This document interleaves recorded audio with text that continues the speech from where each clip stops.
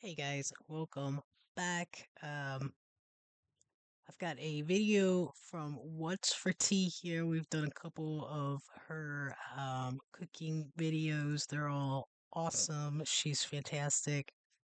But this one is Gingerbread Easy Winter Recipe. I thought this was a really good one for this time of year. I've never made gingerbread.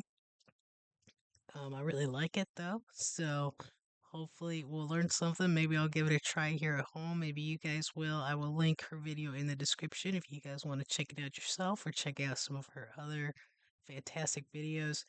Um, she's also got a Scotch egg recipe one too, which I'm thinking about doing. I might do it sometime this week. Um, I've seen it before.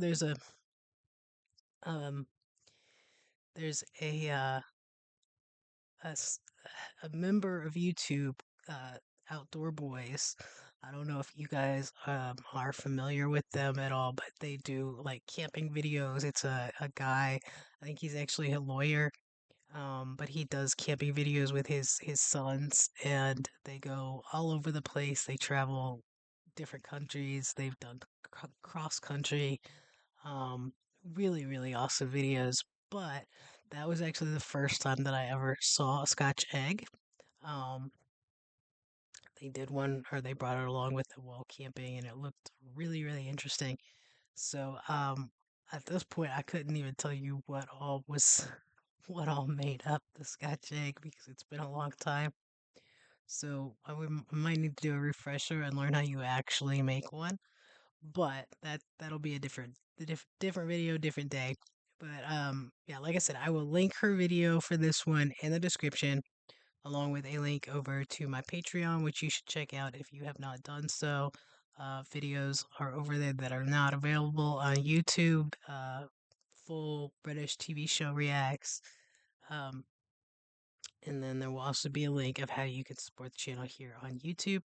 That said, let's go ahead and get this going.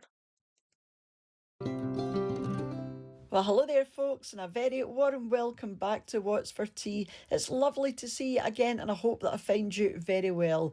And for this week's archive recipe, we're doing gingerbread.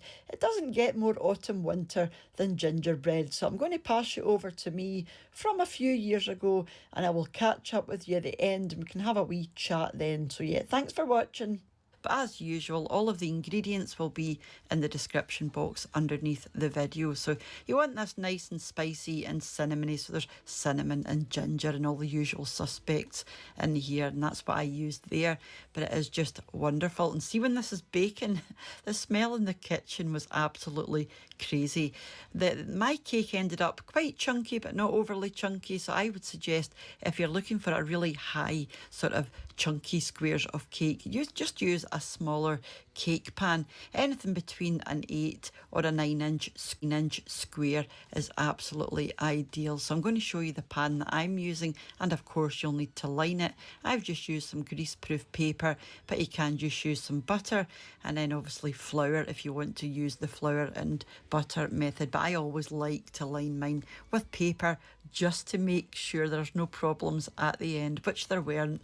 So I'm going to be using my stand mix today with the balloon attachment, but you can of course use the paddle attachment if you prefer, or do it by hand. So the first thing we're going to do is cream the butter. Do this for a few minutes. It just loosens it up and gets it nice and soft. I'm using unsalted, but you can use salted if you prefer. Then once you're happy, you can pop in your sugar.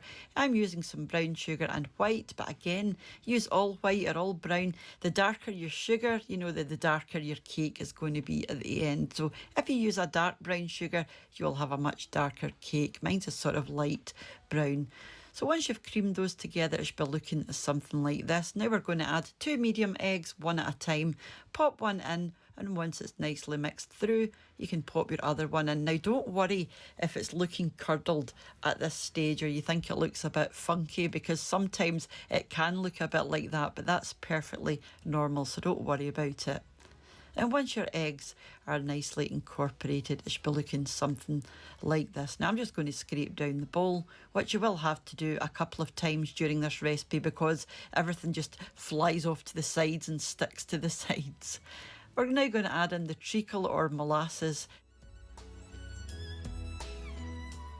and just give it a good mix together to make sure it's well combined, and it'll be this lovely moussey texture.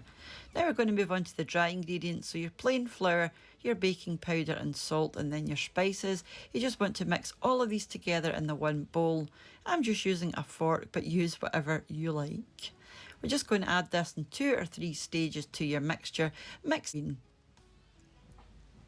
To this, we're going to add some milk. So add your milk in 2 stages so that you're not throwing it all in at the one time. And again, just give it a good mix in between stages until all of your milk and all of your flour mixture is in. Give it one final whisk just to make sure everything is together. Now, like I said, I'm using the balloon whisk. I prefer the balloon whisk for these sort of looser cake batters, but you can, of course, use the paddle if you prefer, like I said. I don't even think we have a mixer. Well, actually, we do. We have the one that's like the handheld. That would be the way to do it, because I don't want to mix all that by hand. That would be awful. That would take forever, and I don't have the patience for it. Yeah, I'll have to find my hand mixer if I try to do this. You know, you guys were telling me that the treacle, is that what it was? Is molasses, and that's kind of what she said. Um, I don't think I've ever like bought molasses. I mean, I'm sure we have it. I've heard of it. Uh, but I've never had to use it. So, I guess probably it would be in the baking aisle. I don't know. Said. All I have to do now is dump this into our cake tin, and look how lovely and velvety and ribbony that is. It's just lovely.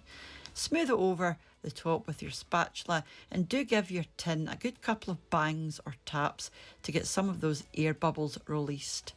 And then all we'll have to do is pop it into the oven between 30 and 40 minutes. And this was mine here, just slightly cooled down from the tin. And I'm going to flip mine over because I think it's just prettier on the other side, you know, if you've got any cracks or anything. Plus it makes it nicer to cut. So once it's nice and cool, you just want to cut this into whatever size squares you like. And I've also popped some plain icing on the top of this. I just put mine into a piping bag. My icing was nice and thick.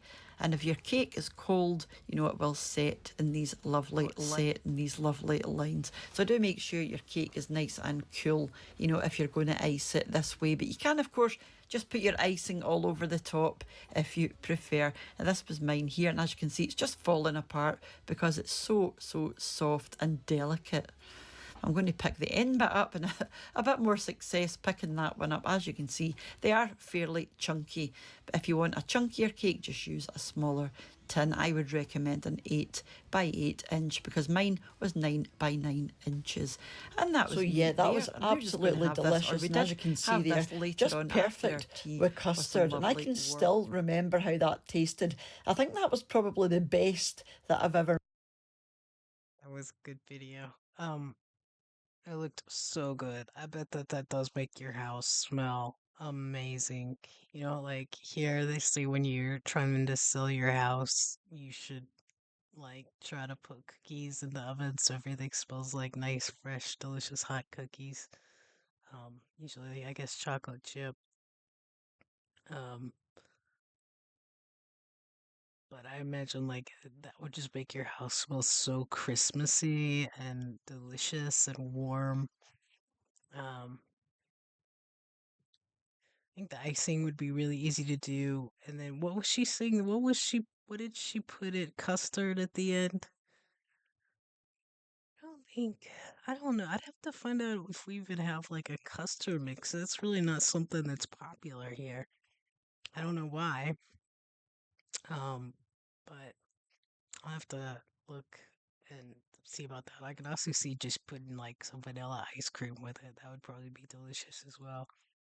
But yeah, great video as always from What's for Tea. I love her stuff. I love her voice. Like her accent is awesome. But hopefully you guys enjoyed the video as much as I did. And don't forget to like, share, and subscribe. And have an awesome day. Hey, also let me know in the comments, like what you guys usually have with yours. If you do the custard, if you do ice cream, You guys, I guess, don't have like whipped cream over there anymore, which is a little crazy to me. We use it on so much stuff. I could see possibly using that as well. If you do like caramel, any caramel, uh, anything like that, let me know. But have an awesome day, guys. Thanks for watching with me.